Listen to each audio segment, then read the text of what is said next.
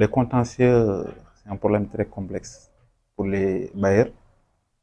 Euh, la lenteur, la lenteur, les procédures sont très lentes, très coûteux aussi. Pour faire sortir un locataire, vous avez tous les problèmes du monde. Pour la signer, attendre l'audience.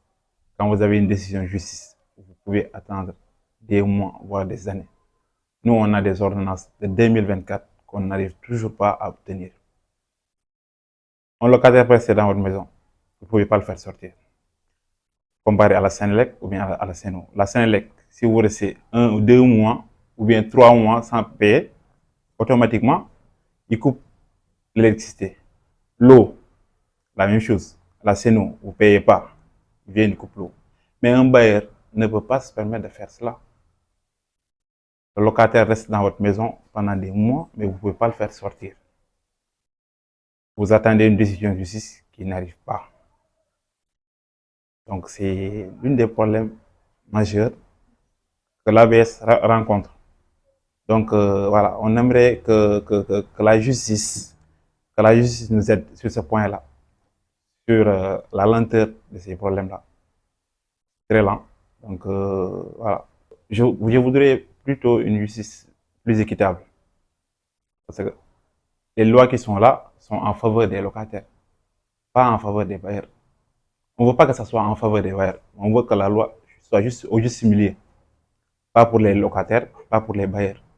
Mais là, en l'état actuel des choses, moi, je dirais que la justice est un peu penchée au niveau des locataires. Le locataire, il est surprotégé.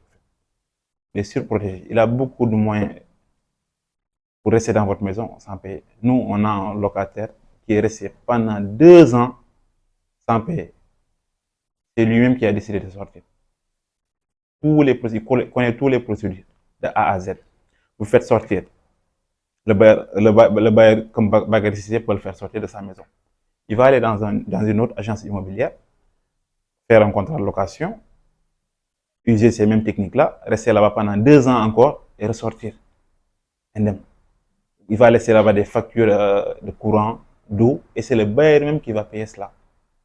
Et moi-même, je dirais au niveau de la Sénélec et au niveau de la Sénélec, par exemple Orange, si le locataire fait un abonnement pour la Wi-Fi, s'il sort, on résilie juste le contrat. Un nouveau locataire, quand il va rentrer, il va faire une nouvelle demande. Donc le bailleur n'aura plus à payer cette facture-là. Mais par contre, si c'est au niveau de la Sénélec ou bien de la Séno, quand un bailleur sort, quand un locataire sort et qu'il laisse là-bas des arriérés de loyer, des arriérés d'eau ou bien d'électricité, le bailleur est tenu de payer. Et je trouve ça injuste en fait.